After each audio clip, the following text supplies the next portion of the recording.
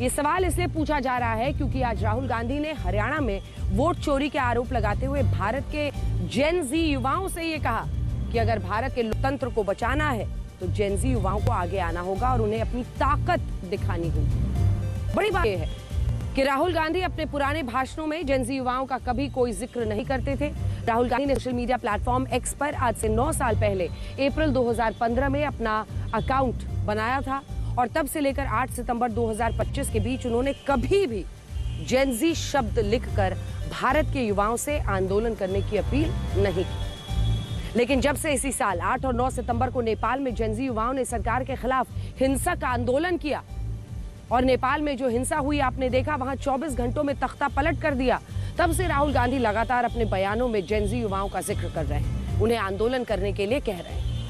सबसे पहले उन्होंने 18 सितंबर 2025 को ये कहा कि देश के जेन जी युवा लोकतंत्र की रक्षा करेंगे और वोट चोरी को रोकेंगे। इसके बाद उन्होंने 31 अक्टूबर को जेन जी युवाओं से मुलाकात का एक वीडियो शेयर किया और आज उन्होंने फिर से अपनी प्रेस कॉन्फ्रेंस में जेन जी शब्द का इस्तेमाल करते हुए उनसे ये कहा है कि वो भारत के लोकतंत्र को बचाने में अपनी जोरदार ताकत दिखाएं। और इस प्रेस कॉन्फ्रेंस के आखिर में बड़ी स्क्रीन पर यह लिखा था कि जेन जी युवाओं में ये ताकत है कि वो सत्य और अहिंसा से देश के लोकतंत्र को बचा सकते हैं। India's Gen Z and youth have the power to restore democracy with satya and ahimsa.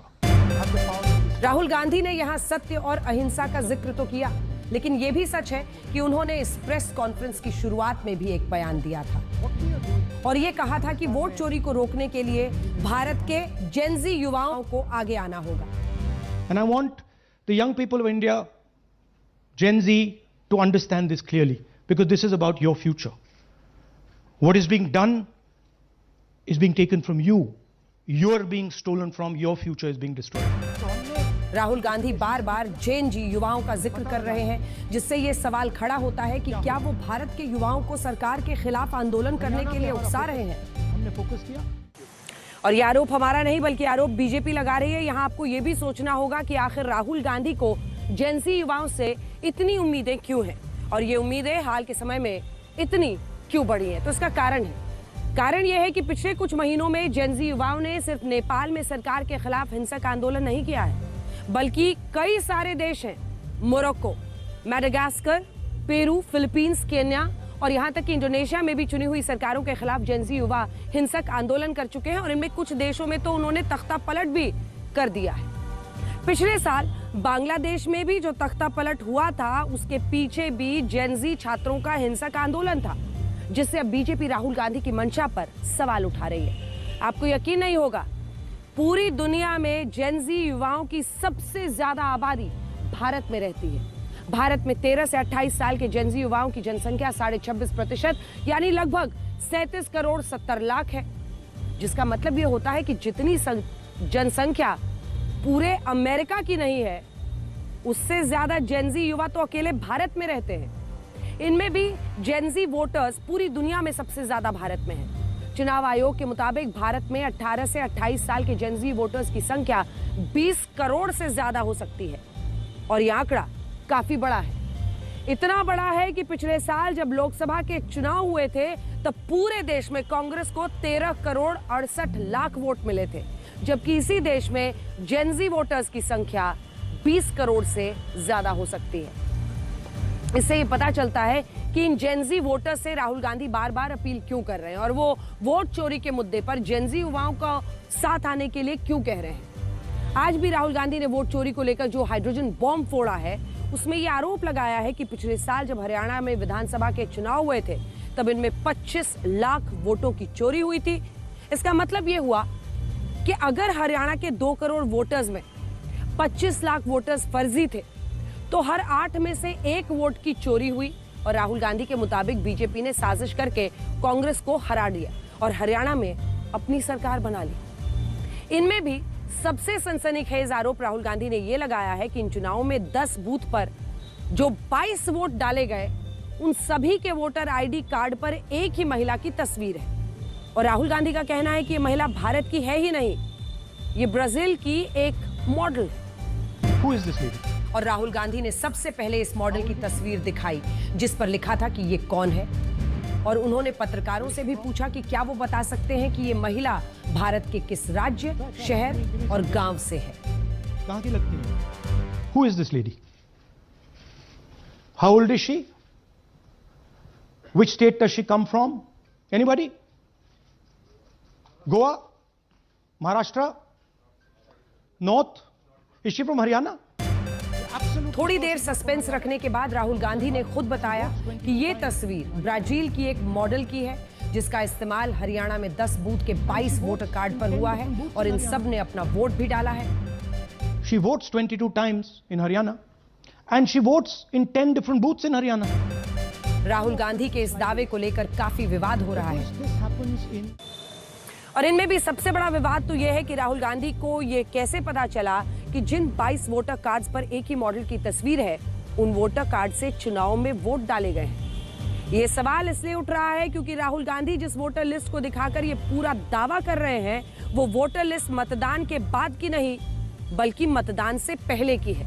एक और बात, राहुल गांधी ने दावा किया कि जिन 22 वोटर कार्ड्स पर ब्राजील की इस मॉडल की तस्वीर लगी है उन पर अलग अलग महिलाओं के नाम लिखे हैं और इनमें विमला, रश्मि, स्वीटी, सुनीता, पिंकी का नाम है। अब इस दावे से ऐसा लगता है कि तस्वीर गलत होने के कारण ये वोटर कार्ड भी फर्जी है और राहुल गांधी भी यही कह रहे थे। लेकिन अब आप इस महिला से खुद सच सुनिए।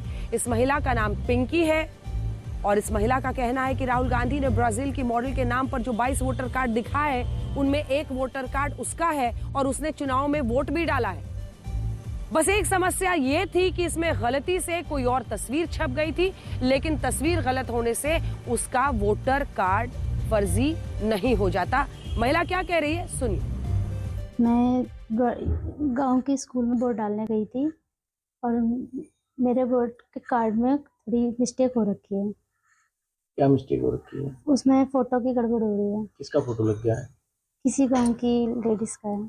किसी बड़ी एक्ट्रेस का तो नहीं फोटो नहीं। जो आपको दिखाया है? नहीं गांव की महिला का लगा? हाँ जी। आपने खुद वोट डाले थे? हाँ जी, मैंने खुद वोट डाली थी वहाँ जाके। घर पे स्लिप आई थी? हाँ जी। वैसे आज हमारी टीम ने भी इस तस्वीर की जांच की और हमें यह पता चला कि लिंक्डइन वेबसाइट पर ऐसी कई प्रोफाइल्स हैं जिनमें उसी तस्वीर का इस्तेमाल हुआ है जो हरियाणा के 22 वोटर कार्ड्स पर नजर आ रही है। इनमें कई प्रोफाइल्स अमेरिका, पाकिस्तान, दूसरे देशों के दिखाए गए हैं, लेकिन इनकी प्रोफाइल पिक्चर वही है जिसे राहुल गांधी ने ब्राजील की मॉडल को बताया है और ये तस्वीर 8 साल पहले खींची गई थी।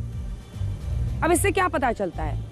इससे ऐसा लगता है कि इन वोटर कार्ड्स में गलत तस्वीरों के इस्तेमाल का दावा सही हो सकता है, लेकिन इनके आधार पर सभी वोटर कार्ड को पूरी तरह फर्जी बताने के आरोपों की पुष्टि नहीं हो पाती है और वोट चोरी के आरोपों पर संशय पैदा होता है। She's a Brazilian model. लेकिन राहुल गांधी पूरे दावे के साथ कह रहे हैं कि हरियाणा में 1, 2 या 5 लाख नहीं बल्कि 25 लाख वोटर चोरी हुए हैं। 25 lakh is our estimated fake voters. उसमें से you can say, आप ये भी बोल दो कि भैया 2-3 लाख तो एक्चुअल एरर है, बोल दो। ब्राजीलियन लड़की एरर नहीं हो सकती। 100 फोटो एक बूथ में एरर नहीं हो सकता, राइट? तो 20, 22, 23 लाख तो 100% फेक है। We are showing you. इस प्रेस कॉन्फ्रेंस में राहुल गांधी ने कागजों का एक जत्था भी दिखाया और ये कहा कि ये सारे कागज फर्जी तस्वीरों वाले वोटर कार्ड के हैं। This is the lies written inside the voter list of Haryana. We are showing you that the Haryana voter list is fraud, is rubbish. Thousands of voters. Rahul Gandhi ने यह भी आरोप लगाया कि उन्होंने ऐसे फर्जी वोटर्स की भी पहचान की है जो बीजेपी से हैं और जिन्होंने उत्तर प्रदेश और हरियाणा दोनों जगह वोट डाला है।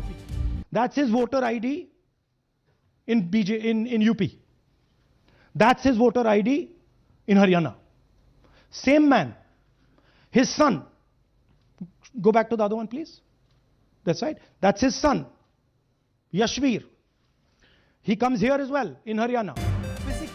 राहुल गांधी ने यह भी आरोप लगाया कि पिछले मामलों की तरह हरियाणा में भी ऐसे कई पते मिले जहां 50 या उससे ज्यादा वोटर्स रजिस्टर्ड हैं, लेकिन जब उनकी टीम ने वहां जाकर देखा तो उन्हें एक भी वोटर वहां नहीं मिला। इसी प्रेस कॉन्फ्रेंस में राहुल गांधी ने यह आरोप भी लगाया कि जो हरियाणा में हुआ वो अब बिहार में भी हो सकता है। ये एक बहुत बड़ा आरोप है क्योंकि बिहार में कल यानी 6 नवंबर को पहले चरण का मतदान होने वाला है और इससे पहले ही राहुल गांधी ये कह रहे हैं कि बिहार में भी वोटों की चोरी हो सकती है। राहुल गांधी ने मीडिया का परिचय बिहार के कुछ ऐसे लोगों से भी करवाया जिनके नाम वोटर लिस्ट से काट दिए गए हैं और इन लोगों का कहना है कि चुनाव आयोग की तरफ से उनके पास कभी कोई आया ही नहीं और बिना बताए उनका नाम वोटर लिस्ट से डिलीट कर दिया गया। अब यहाँ पता है समस्या क्या आ रही है? समस्या ये है कि राहुल गांधी देश को ये बता रहे हैं कि वोटर लिस्ट में क्या त्रुटियां हैं, लेकिन चुनाव आयोग जब इन त्रुटियों को सुधारने के लिए वोटर लिस्ट का रिवीजन करना चाहता है तो इसका विरोध करते हैं। यहाँ एक और बड़ा मुद्दा अविश्वास का भी है। चुनाव आयोग पर राहुल गांधी के अविश्वास ने इस मुद्दे को सिर्फ हेडलाइंस और खबरों तक सीमित कर दिया है। ऐसा लगता है कि ये आरोप सिर्फ आम जनता के दिमाग में बैठाने के लिए लगाए जा रहे हैं और इसके पीछे सुधार का मकसद नहीं है, क्योंकि सुधार SIR से ही होगा, रिवीजन से ही होगा। आप देखिए कि जब इस तरह का अविश्वास होता है तो राहुल गांधी को आगे भी किसी राज्य के चुनाव की प्रक्रिया पर भरोसा नहीं होगा।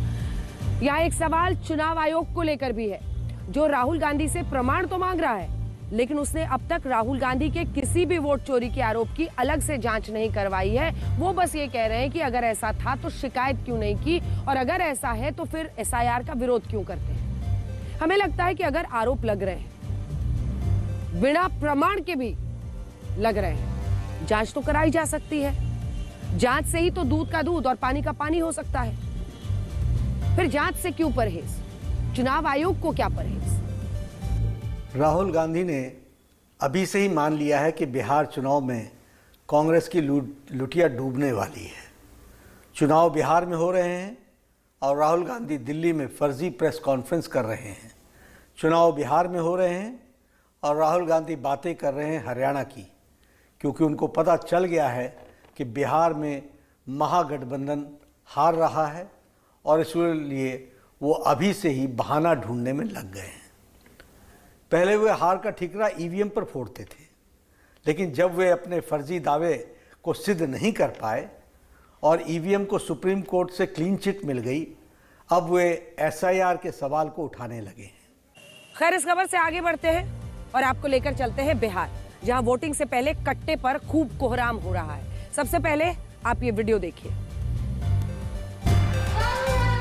और ये वीडियो बिहार के समस्तीपुर से आया है, जहां तेजस्वी यादव की रैली में उनके पहुंचने से पहले एक बच्चे ने कट्टे को लेकर विवादित बयान दिया और ये कहा कि अभी तो लड़के लठ लेकर घूमते हैं, लेकिन तेजस्वी यादव मुख्यमंत्री बनेंगे तो वो कट्टा लेकर घूमेंगे।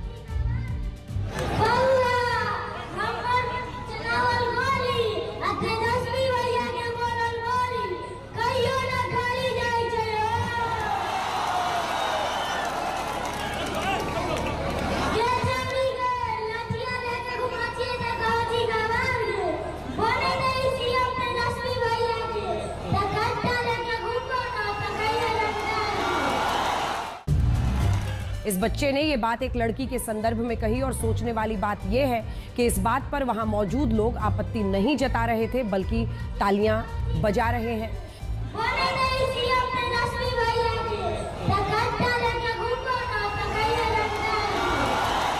ये रैली मोहिउद्दीन नगर से RJD की उम्मीदवार डॉक्टर एजा यादव के समर्थन में हो रही थी और खुद डॉक्टर एजा यादव इस घटना के दौरान मंच पर मौजूद थी, लेकिन उन्होंने भी इस बच्चे को रोका नहीं और ये रैली इसी तरह चलती रही। डॉक्टर एजा यादव लालू यादव की सरकार में मंत्री रहे, राजेंद्र राय की बहू हैं और मौजूदा वक्त में वो पटना विमेंस कॉलेज की प्रोफेसर भी हैं। सोचिए, एक प्रोफेसर होते हुए भी उन्हें इस बच्चे के बयान से कोई परेशानी नहीं हुई और वहां मौजूद भीड़ भी इस बच्चे के बयान पर तालियां पीटती रही। यहाँ ये भी सोचना होगा कि अगर RJD की रैली में ये सब हो रहा है तो फिर बीजेपी 20 साल पुराने जंगल राज को मुद्दा बनाती है, ऐसे में फिर घिरेंगे आप ही। और सवाल है कि प्रधानमंत्री नरेंद्र मोदी RJD के खिलाफ कट्टे का मुद्दा अगर उठाते हैं तो फिर ये कट्टा जिसकी चर्चा आपकी रैली में हो रही है उस पर जवाब क्या है? कट्टे का मतलब देसी पिस्तौल होता है और एक जमाना ऐसा था जब मुंगेर में बनने वाले कट्टों से हिंसा होती थी, अपहरण, रंगदारी जैसी घटनाओं को अंजाम दिया जाता था और मुंगेर में ये कट्टे एक मोबाइल फोन से भी सस्ते होते थे। सोचिए, मोबाइल फोन जो सस्ता वाला है उससे भी सस्ते कट्टे। लेकिन पिछले 2 दशकों में स्थिति बदली, देसी कट्टों पर लगाम लग चुकी। लेकिन इस घटना ने वोटिंग से पहले कट्टों का मुद्दा फिर से चर्चा में ला दिया। वैसे बिहार की बात हो ही रही है तो हम आपको ये भी बताना चाहते हैं कि कल यानी 6 नवंबर को बिहार में पहले चरण के लिए 121 सीटों पर वोट डाले जाएंगे। पिछली बार इन 121 सीटों पर महागठबंधन और एनडीए के बीच ज्यादा सीटों का अंतर नहीं था। एनडीए ने जीते थे 59 सीटें और महागठबंधन की 61 सीटें आई थी। हालांकि उस वक्त चिराग पासवान की लोक जनशक्ति पार्टी ने जेडीयू के प्रदर्शन पर अच्छा खासा असर डाला था। तब 22 सीटों पर जेडीयू की हार का अंतर चिराग पासवान की पार्टी को मिले वोटों से कम था। और अगर चिराग पासवान उन चुनावों में बीजेपी और जेडीयू के साथ गठबंधन करते तो एनडीए पहले चरण की 121 सीटों में कम से कम 81 सीटों पर जीत कर पाती। वैसे ये पिछली बार तो नहीं हो पाया, लेकिन इस बार एनडीए ऐसा करना चाहता है और इसके लिए बीजेपी और जेडीयू इस बार चिराग पासवान के साथ मिलकर चुनाव लड़ रहे हैं। एक दिन पहले गृह मंत्री अमित शाह ने मेरे साथ इंटरव्यू में ये भविष्यवाणी की थी कि इस बार के चुनाव में एनडीए 160 से ज्यादा सीटों पर जीतने वाला है और ये आंकड़ा तभी हासिल हो सकता है जब एनडीए दोनों चरणों में 80 या उनसे ज्यादा सीटों पर जीत दर्ज करे। वैसे पहले चरण की वोटिंग में 2 सीटों पर सबकी नजर रहेगी और ये 2 सीटें हैं राघोपुर और महुआ, जिसे the big Indian political fight कहा जा रहा है। इसमें फैमिली वर्ड भी आप जोड़ सकते हैं। इनमें राघोपुर से तेजस्वी यादव चुनाव लड़ रहे हैं, जबकि महुआ से लड़ रहे हैं उनके बड़े भाई तेज प्रताप यादव। चुनाव मैदान में दोनों भाई आमने सामने हैं। दिलचस्प बात यह है कि अब तक तेजस्वी यादव, तेज प्रताप यादव को लेकर परिवारवाद की बात होती थी, लेकिन इस बार तो परिवार में ही चल रहे विवाद की बात हो रही है। स्थिति तो अब यह हो गई है कि तेजस्वी यादव ने महुआ सीट से चुनाव लड़ रहे अपने बड़े भाई तेज प्रताप के खिलाफ आरजेडी के मुकेश कुमार रोशन को चुनाव में उतार दिया है, जबकि बदले में तेज प्रताप यादव ने भी राघोपुर में तेजस्वी यादव के सामने अपनी पार्टी से प्रेम कुमार यादव को टिकट दे दिया है। तो सोचिए, दोनों भाई एक दूसरे के खिलाफ चुनाव लड़ रहे हैं और ये हम पहली बार नहीं देख रहे हैं।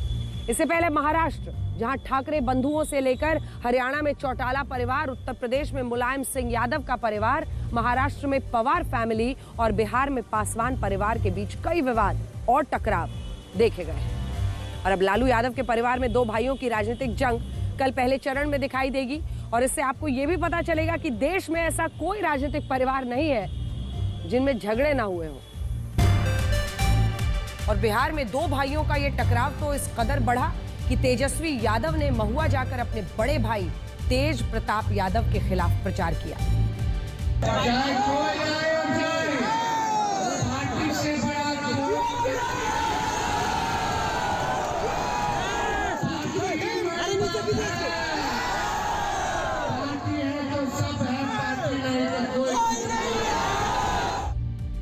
तेज प्रताप यादव ने भी अपने छोटे भाई तेजस्वी यादव के खिलाफ राघोपुर में चुनाव प्रचार किया है और ये कहा है कि महाभारत की रणभूमि में कोई भाई नहीं होता बल्कि सिर्फ शत्रु होता है।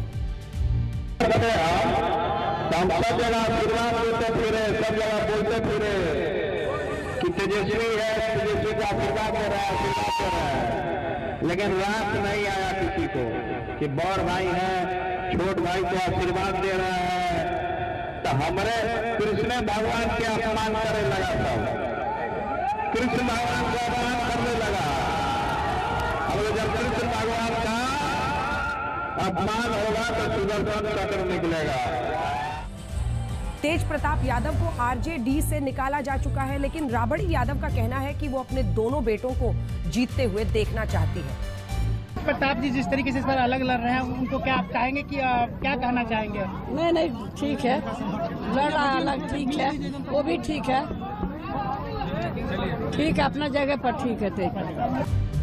अब तक चुनावों में लालू यादव पर परिवारवाद के आरोप लगते थे, लेकिन इस बार उनके परिवार का विवाद सुर्खियां बटोर रहा है। हम आपको बताना चाहते हैं कि कल सुबह 6 बजे से आज तक पर बिहार चुनाव की सबसे सॉलिड कवरेज शुरू हो जाएगी और मैं खुद पहले चरण की वोटिंग का ग्राउंड जीरो से आपके लिए विश्लेषण करूंगी सुबह 9 बजे से। इसीलिए हमारे साथ अपनी अपॉइंटमेंट फिक्स कर लीजिए कल सुबह 6 बजे से लगातार सिर्फ आज तक। खैर, बिहार चुनाव से आगे बढ़ते हैं और आपको अमेरिका के न्यूयॉर्क शहर में हुए उन मेयर चुनावों के बारे में बताते हैं जिन्हें ज़ोहरान ममदानी ने जीत लिया है।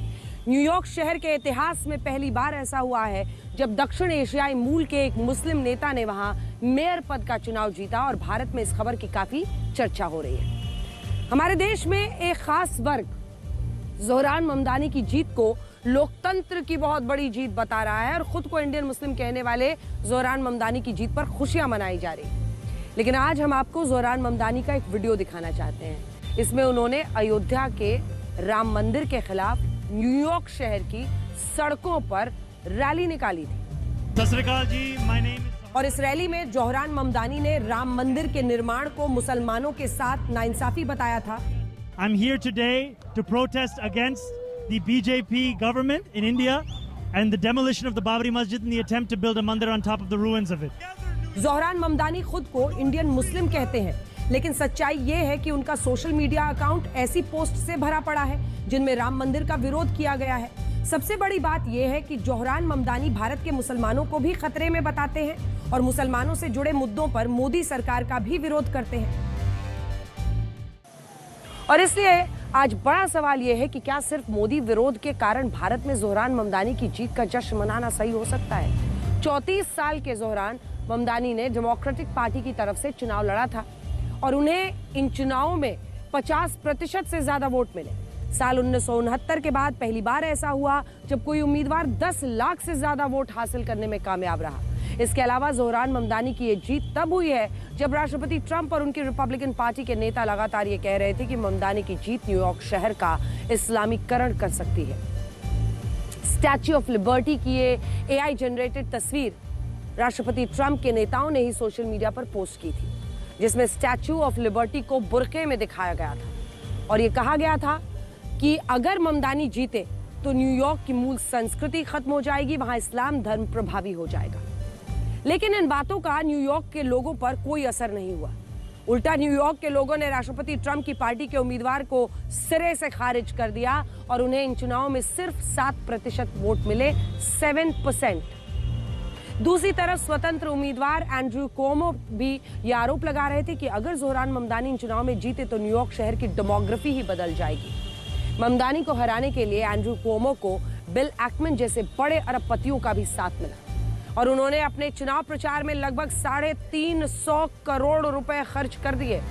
लेकिन इतने भारी भरकम खर्च के बाद भी ज़ोहरान ममदानी 50% से ज्यादा वोट हासिल करके न्यूयॉर्क शहर के पहले मुस्लिम मेयर बन गए। और ज़ोहरान ममदानी की इस जीत के बाद उनके समर्थकों ने जबरदस्त तरीके से जश्न मनाया।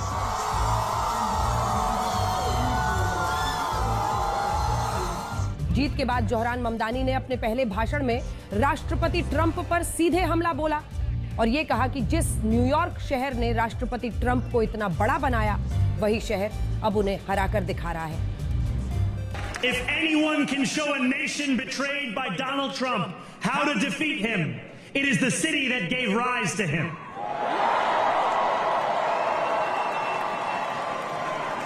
And if there is any way to terrify a despot, it is by dismantling the very conditions that allow him to accumulate power. This is not only how we stop Trump, it's how we stop the next one. So Donald Trump, since I know you're watching, I have 4 words for you. Turn the volume up.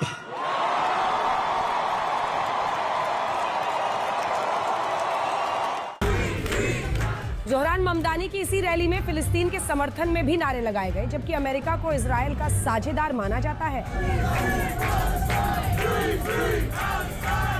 Zohran Mamdani के भाषण के दौरान Bollywood film धूम के गाने भी बज रहे थे।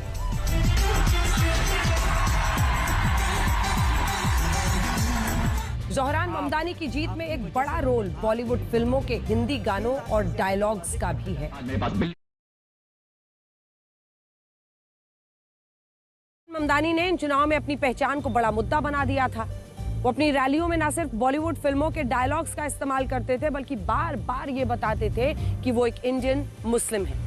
सोचने वाली बात यह है कि अमेरिका में FBI के डायरेक्टर कैश पटेल खुफिया विभाग की डायरेक्टर तुलसी गबार्ड, राष्ट्रपति ट्रंप के पूर्व सहयोगी विवेक रामास्वामी भी भारतीय मूल के हिंदू हैं, लेकिन वो कभी भी खुद को इंडियन हिंदू बताकर अपना प्रचार नहीं करते। लेकिन ज़ोहरान ममदानी ने धर्म का कार्ड खेला, अपनी पूरी पहचान भारतीय मुसलमानों से जोड़कर दिखाई और चुनाव में इसे एक बड़ा मुद्दा बना दिया। हालांकि ज़ोहरान ममदानी का भारत से कितना गहरा रिश्ता है, जरा इसका सच भी सुन लीजिए। पहली बात तो ये कि उनका जन्म भारत में हुआ ही नहीं, उनका जन्म हुआ युगांडा में।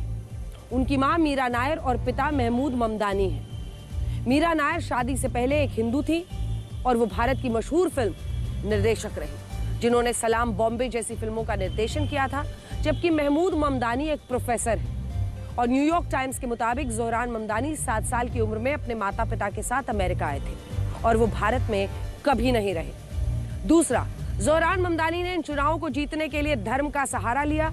उन्होंने मुफ्त वाले वादों की भी खूब राजनीति की, जिसे फ्रीबीज पॉलिटिक्स भी कहते हैं। हमारे देश में भी ये रेवड़ी कल्चर की चर्चा होती है। उन्होंने न्यूयॉर्क के टैक्सी ड्राइवर्स को कम ब्याज पर लोन दिलाने का वादा किया। ये भी कहा कि वो मेयर बनकर घरों के किराए को किफायती बनाएंगे। आम जनता के लिए ऐसे ग्रोसरी स्टोर्स खोलेंगे जहां खाने पीने का सामान सस्ता होगा। नौकरी पेशा लोगों के लिए मुफ्त बस सेवा की शुरुआत करेंगे। इन मुफ्त वाले वादों के साथ उन्होंने धर्म का भी कार्ड खेला। भारत में राम मंदिर, सीएए कानून, वक्फ कानून, इन तमाम मुद्दों को न्यूयॉर्क के मुसलमानों के बीच रखा ताकि भारत के साथ पाकिस्तान और बांग्लादेश के मुसलमानों का वोट भी उन्हें आसानी से मिल जाए। और बाद में ऐसा ही हुआ और अब ज़ोहरान ममदानी न्यूयॉर्क शहर के मेयर होंगे। आप लिख कर रख लीजिए कि अब उनके भारत विरोधी बयानों की पहले से ज्यादा अहमियत मिलेगी। यहाँ आपको ये भी देखना होगा कि न्यूयॉर्क शहर का मेयर बनना कोई मामूली घटना नहीं है। न्यूयॉर्क सिटी को अमेरिका की आर्थिक राजधानी कहा जाता है। बड़े बड़े मीडिया संस्थान, न्यूज चैनल्स के दफ्तर के संयुक्त राष्ट्र का मुख्यालय, दुनिया का सबसे बड़ा stock exchange market wall street भी इसी न्यूयॉर्क शहर में है। और इसीलिए ज़ोहरान ममदानी का न्यूयॉर्क के मेयर चुनाव में जीतना एक बहुत बड़ी घटना मानी जाएगी। आज बहुत सारे लोग ये भी कह रहे हैं कि पश्चिम के 2 बड़े शहरों की कमान अब मुस्लिम नेताओं के पास है, जिनमें लंदन के मेयर पाकिस्तानी मूल के सादिक खान हैं और अब न्यूयॉर्क शहर के मेयर भारतीय मूल के ज़ोहरान ममदानी हैं। और ये बड़ा बदलाव है जिसे आने वाले समय में पश्चिमी देशों की राजनीति में भी देखा जाएगा। खैर, आगे बढ़ते हैं और आपको आज की विजुअल स्टोरीज दिखाते हैं। आज उत्तर प्रदेश के मेरठ में कुछ लड़कों ने सड़कों पर काफी उत्पात मचाया और चलती गाड़ियों की छत से स्काई शॉट्स भी छोड़े। वीडियो में कारों का काफिला बागपत फ्लाईओवर की सर्विस रोड से होते हुए दिल्ली की ओर जाता दिख रहा है। कारों के बराबर से जा रही छात्राएं स्कॉर्पियो की छत से छोड़े जा रहे स्काई शॉट से बाल बाल बची। इस काफिले में एक स्कॉर्पियो पर लाल नीली बत्ती लगी है और 2 कारों की नंबर प्लेट नजर नहीं आ रही है। तीनों कार के शीशे काले नजर आ रहे हैं और ये लड़के स्कॉर्पियो की छत पर रखी स्काई शॉट छोड़ते हुए गाड़ियों को दौड़ा रहे हैं। ये वीडियो सोशल मीडिया पर वायरल हो रहा है। अब पुलिस ने मामला दर्ज कर जांच शुरू कर दी है। आज कार्तिक पूर्णिमा के अवसर पर काशी में देव दीपावली बनाई गई। इस दौरान 25 लाख दियों से काशी के घाट जगमगा उठे। मुख्यमंत्री योगी आदित्यनाथ ने पहला दीप जलाकर इस उत्सव का शुभारंभ किया। तस्वीरें देखिए। पूरी काशी नगरी देव दीपावली के अवसर पर दियों से जगमग हो उठी। गंगा जी के दोनों तटों पर 25 लाख दिए जलाकर देवताओं के स्वागत की तैयारी की गई। देव दीपावली के मौके पर मुख्यमंत्री योगी आदित्यनाथ ने क्रूज के माध्यम से गंगा के 84 घाटों के किनारे जगमगाती रोशनी का अद्भुत दृश्य देखा। दियों की रोशनी के साथ गंगा जी के घाट आरती के दौरान शंख और घंटा घड़ियालों की ध्वनि से गूंजायमान हो उठे। माना जाता है कि भगवान शिव ने कार्तिक पूर्णिमा के दिन त्रिपुरासुर का वध किया था और इसीलिए देवताओं ने इस दिन काशी में दीपदान कर दिवाली मनाई थी। आज ही उत्तर प्रदेश के मिर्जापुर में ट्रेन से कटकर 8 लोगों की मौत हो गई। ये सभी लोग कार्तिक पूर्णिमा पर गंगा स्नान के लिए जा रहे थे, लेकिन रेलवे ट्रैक पार करते समय ये ट्रेन की चपेट में आ गए। ये हादसा सुबह करीब 9:30 बजे हुआ, जब गंगा स्नान के लिए जा रहे श्रद्धालु रेलवे ट्रैक पार कर रहे थे, लेकिन कालका एक्सप्रेस की चपेट में आ गए। ये लोग एक पैसेंजर ट्रेन से चुनार रेलवे स्टेशन पहुंचे थे, लेकिन भीड़ ज्यादा होने की वजह से प्लेटफॉर्म के बजाय दूसरी साइड में ट्रैक पर उतर गए। उधर से एक और ट्रेन आ रही थी जिसे देख लोग घबरा गए। कई पुरुष तेजी से प्लेटफॉर्म पर चढ़ गए, लेकिन कई महिलाएं फंस गईं। यह हादसा इतनी तेजी से हुआ कि कोई कुछ समझ ही नहीं पाया। अब ये देखिए, उत्तर प्रदेश के झांसी में ट्रेन में महंगे खाने का विरोध करने पर एक वेंडर ने यात्री की पिटाई कर दी। पीड़ित यात्री खुद को छोड़ने की गुहार लगाता रहा, लेकिन वेंडर उसे बेरहमी से बेल्ट से पीटता रहा। ट्रेन में कुछ यात्रियों ने इस पिटाई का वीडियो बना लिया। इसकी शिकायत पीड़ित यात्री ने सोशल मीडिया पर की और लिखा कि मैंने खाना लेकर गलती की। वेंडर ने यात्री से वेज थाली के लिए 130 रुपए मांगे, जबकि रेलवे के हिसाब से यह थाली 110 रुपए की थी, जिस पर उसने महंगे खाने को लेकर विरोध किया। तब तो वेंडर चला गया, लेकिन थोड़ी देर बाद कुछ लोगों को साथ लेकर पहुंचा और यात्री से गाली गलौज शुरू कर दी। विरोध करने पर वेंडर ने यात्री को धक्का दे दिया, जिससे यात्री गिर गया और फिर बेल्ट से बेरहमी से पीटना शुरू कर दिया। आज प्रधानमंत्री नरेंद्र मोदी ने भारत को वुमेन्स वर्ल्ड कप जिताने वाली खिलाड़ियों से मुलाकात की और उन्हें शानदार जीत के लिए बधाई भी दी। इस दौरान प्रधानमंत्री नरेंद्र मोदी ने पूरी टीम और वर्ल्ड कप ट्रॉफी के साथ फोटो खिंचवाई। महिला क्रिकेट टीम ने प्रधानमंत्री मोदी को टीम इंडिया की जर्सी भेंट की, जिस पर नमो लिखा था और इस पर टीम के सभी खिलाड़ियों के नाम और सिग्नेचर्स भी थे। आज प्रधानमंत्री मोदी ने अपने आवास पर भारत की चैंपियन बेटियों से मुलाकात की और उन्हें वर्ल्ड कप जीतने पर शुभकामनाएं दी।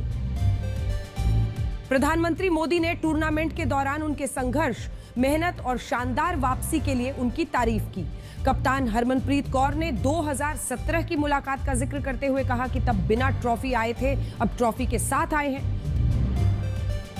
क्रिकेट टीम ने प्रधानमंत्री मोदी को अपने ऑटोग्राफ वाली और नमो लिखी हुई जर्सी भी भेंट की। इससे पहले दिल्ली पहुंचने पर महिला क्रिकेट टीम का जोरदार स्वागत हुआ था। सूत्रों के मुताबिक महिला टीम कल राष्ट्रपति से भी मुलाकात कर सकती है। और अमेरिका के केंटकी राज्य में एक कार्गो प्लेन क्रैश हो गया और इस हादसे में 7 लोगों की मौत हो गई। यह हादसा उड़ान के तुरंत बाद हुआ और घटनास्थल पर भीषण आग लग गई। सोशल मीडिया पर वायरल हो रही इस हादसे की तस्वीरों में आग और धुआं ही नजर आ रहा है। विमान में काफी फ्यूल होने की वजह से यह धमाके के बाद आग की लपटों में बदल गया। प्लेन के क्रैश होते ही आसपास के इलाके में आग लग गई। पुलिस ने एयरपोर्ट से 8 किलोमीटर के दायरे में रहने वाले लोगों को घर के अंदर रहने का आदेश दिया। हादसे के बाद इलाके में काले धुएं का बादल बन गया। खैर, आगे बढ़ते और आपको ये बताते हैं कि माफिया राज के खिलाफ उत्तर प्रदेश के मुख्यमंत्री योगी आदित्यनाथ का रॉबिनहुड सिद्धांत क्या है। ये सिद्धांत कहता है कि माफिया राज को खत्म करना है तो इसके लिए आम आदमी को जीतना होगा और आम आदमी तब जीतेगा जब माफियाओं का साम्राज्य तिनका हो जाएगा। उत्तर प्रदेश के मुख्यमंत्री योगी आदित्यनाथ भी इसी सिद्धांत पर काम कर रहे हैं। अतीक अहमद के बाद अब लखनऊ में योगी सरकार ने माफिया मुख्तार अंसारी की कोठी को गिराकर उसी जमीन पर गरीब और माफिया से पीड़ित परिवारों के लिए 72 फ्लैट बनाए हैं और आज मुख्यमंत्री योगी आदित्यनाथ ने खुद इन परिवारों को इन फ्लैट्स की चाबियां सौंपी हैं। और ये वही परिवार हैं जिनका माफिया मुख्तार अंसारी ने शोषण किया था। इनमें गाजीपुर की मीना देवी भी हैं, जिन्हें एक जमाने में मुख्तार अंसारी की दहशत में जीना होता था। बाकी परिवारों का भी यही कहना है कि उन्होंने सपने में भी नहीं सोचा था कि एक दिन माफिया मुख्तार अंसारी का साम्राज्य मिट्टी में मिल जाएगा और इस जमीन पर सरकार उन्हें घर बनाकर रहने के लिए देगी। सच्ची चीज लोकेशन है, प्राइम लोकेशन पे जो है वहाँ तो संभव था ही नहीं कि हम जिससे लोग वहाँ पे मकान ले पाएंगे। तो इसलिए मैं बार बार योगी जी को धन्यवाद देना चाहता हूँ। जौनपुर में रहती थी, यहाँ बच्चों को पढ़ाने के लिए यहाँ पे रहने लगी। फिर किराए के मकान पे कितने साल से रहती थी। मैं बहुत परेशान हो गई थी कि किराए के मकान में अपना सपना था कि मेरा अपना खुद का घर हो जाए, लेकिन योगी जी ने मेरा अपना घर किया। इसके लिए बहुत आभारी हूँ उनका। कई परिवार इस मौके पर भावुक दिखे और इस दौरान मुख्यमंत्री योगी आदित्यनाथ ने भी कहा कि अब उत्तर प्रदेश में माफिया राज नहीं रहेगा। एक कुख्यात माफिया से खाली कराई गई भूमि पर इन लाभार्थियों को आवास आवंटन के कार्यक्रम के साथ जुड़ रहा हूं। मैं प्रदेशवासियों को कार्तिक पूर्णिमा की और आवास प्राप्त करने वाले सभी उत्तर प्रदेश के नागरिकों को हृदय से बधाई देता हूं, अपनी शुभकामनाएं देता हूं। इससे पहले माफिया अतीक अहमद ने जिस जमीन पर कब्जा किया था उस पर भी योगी सरकार ने हाउसिंग कॉम्प्लेक्स बनाकर गरीबों को फ्लैट बांटे। हमें लगता है कि उत्तर प्रदेश में माफिया राज का ऐसा अंत बिहार के चुनाव में भी एक संदेश लेकर आएगा और मुख्यमंत्री योगी आदित्यनाथ यही बता रहे हैं कि कानून सबके लिए बराबर है और अब कानून से बड़ा कोई नहीं होगा। माफिया इतिहास बन जाएगा और देखिए वो हो रहा है। आगे बढ़ते हैं, आपको ये दिखाते हैं कि कैसे तालिबान ने पाकिस्तान की सारी हेकड़ी निकाल दी है। पाकिस्तान की सरकार को ये कहना पड़ रहा है कि तालिबान से पंगा लेना उन्हें महंगा पड़ा। सुनाएंगे आपको। पाकिस्तान के उप प्रधानमंत्री इशाक डार ने कहा है कि अफगानिस्तान की 1 कप ऑफ टी यानी चाय की 1 कप बहुत महंगा पड़ रहा है। पहले सुनिए। जी I am here for a cup of tea, लेकिन वो कप ऑफ टी हमें बहुत महंगा पड़ा। कप ऑफ टी ने पूरे बॉर्डर्स को दोबारा खोला। उस वक्त की हुकूमत ने 100 से ज्यादा हार्डन्ड क्रिमिनल उनको वापस रिलीज किया। मुझे मुत्तकी साहब की कल 6 कॉल्स आई। आपको सिर्फ एक बात हमने मांगी थी और ये थी कि आपकी सरजमीन से किसी किस्म की टेररिस्ट एक्टिविटीज नहीं होनी चाहिए। मेरे जैसे जो सपोर्टर है एक इस्लामी मुल्क का, आपके इस काम ने मुझे भी इस वक्त ला के साबित कर दिया। उम्मीद है कि इंशाल्लाह ये चीज 6 तारीख को आगे जाएगी। इशाक डार का इशारा पाकिस्तान की खुफिया एजेंसी ISI के पूर्व चीफ फैज हमीद पर था। अफगानिस्तान पर तालिबान के कब्जे के बाद फैज हमीद ने वहां का दौरा किया था और तब उन्होंने अपने दौरे को लेकर कहा था कि वो यहाँ पर चाय पीने के लिए आए हैं। ये उसी मीटिंग की तस्वीर है जिसमें फैज हमीद चाय का कप लिए खड़े हैं। इन तस्वीरों को पाकिस्तान मीडिया में ये कहकर प्रचारित किया गया कि उन्होंने तालिबान के साथ अच्छे संबंध बना लिए हैं। मतलब जो काम दुनिया के ताकतवर देश नहीं कर पाए वो काम पाकिस्तान ने कर लिया। देखिए, पाकिस्तानी अखबारों में फैज हमीद की तारीफों के खूब लंबे लंबे पुल बांध दिए गए थे और कहा गया कि पाकिस्तान ने तालिबान को अपना दोस्त बना लिया है और उसे अपने पक्ष में कर भी लिया है। लेकिन हुआ इसका उल्टा। तालिबान ने भारत से दोस्ती बढ़ाई और पाकिस्तान से दूरी बना ली। खराब संबंध स्थिति में आ गए हैं कि पिछले 1.5 महीने से अफगानिस्तान और पाकिस्तान के बीच जंग जैसे हालात बने हुए हैं। तालिबान का यह दावा है कि 11 और 12 अक्टूबर को पाकिस्तान के साथ हुई सैन्य झड़प में उनके 9 लड़ाके मारे गए थे और करीब 18 घायल हुए, जबकि उन्होंने पाकिस्तान के 58 सैनिकों को मार गिराया और पाकिस्तानी सेना की 25 पोस्ट पर कब्जा कर लिया था। हालांकि पाकिस्तान ने अपने मारे गए सैनिकों की संख्या को काफी कम बताया था। उनका कहना था कि पाकिस्तानी हमलों में तहरीके तालिबान पाकिस्तान के 30 आतंकी मारे गए थे।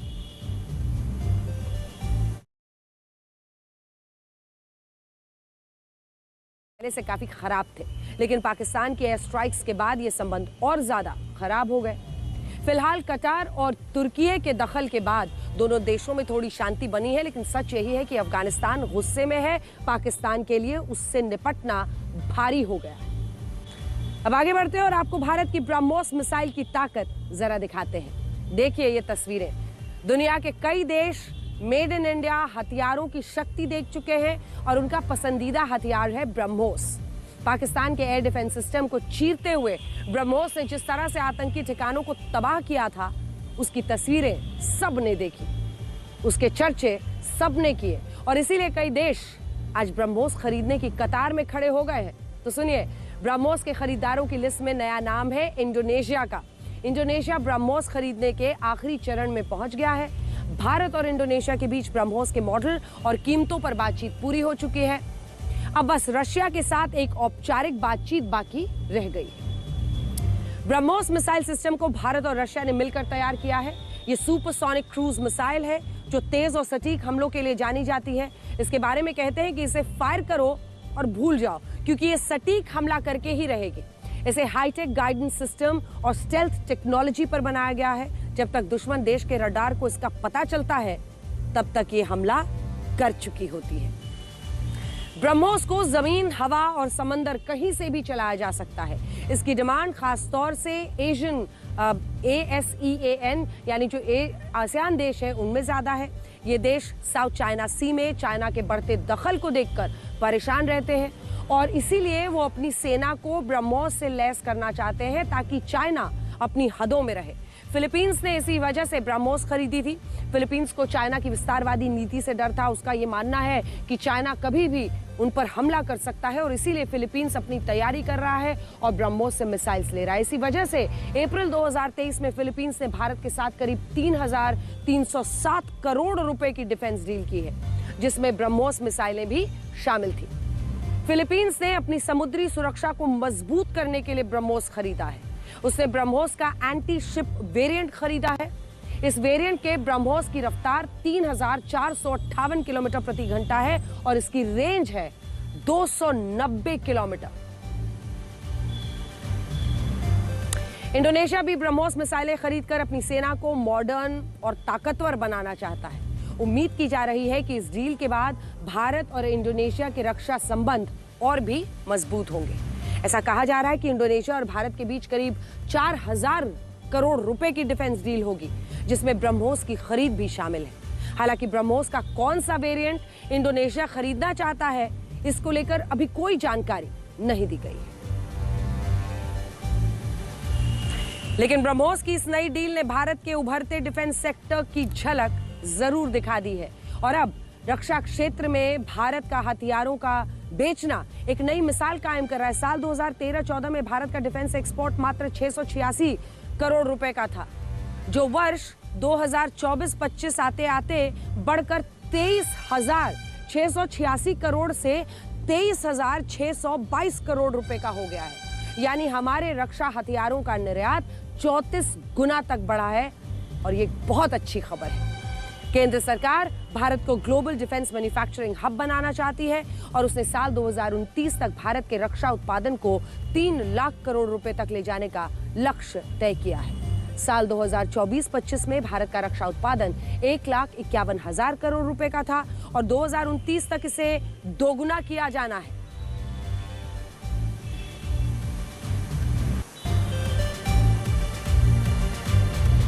भारत के घातक मिसाइल ब्रह्मोस के बाद अब हम चाइना की एक नई मिसाइल के बारे में आपको बताना चाहते हैं। इस मिसाइल के प्रोटोटाइप ने अमेरिका को भी परेशान कर दिया है। दरअसल ये मिसाइल हमला करने से पहले रास्ते में अपना रूप भी बदल सकती है। चाइना की इस नई मिसाइल को मॉर्फिंग हाइपरसोनिक मिसाइल कहा जा रहा है। इसकी सबसे बड़ी खासियत है कि मिसाइल के रूप में रियल टाइम में बदलाव किया जा सकता है। दावा है कि मिसाइल के अंदर रूप बदलने की क्षमता है और ये सबसे आधुनिक एयर डिफेंस सिस्टम को भी धोखे में डाल सकती है। चाइना ने फिलहाल मॉर्फिंग हाइपरसोनिक मिसाइल का प्रोटोटाइप बनाया है और इसकी तस्वीर भी सामने आई है। हम तस्वीर आपको दिखा रहे हैं। इस तस्वीर में मिसाइल के विंग्स को इस तरह से बनाया गया है कि वो मिसाइल के फ्यूसेलेज के अंदर जा सकते हैं, यानी जो विंग्स है वो अंदर जा सकते हैं। मिसाइल में जो जगह दिख रही है, कमांड देकर इसी जगह से विंग्स को बाहर निकाला जा सकता है और जरूरत पड़ने पर इसे अंदर भी खींचा जा सकता है।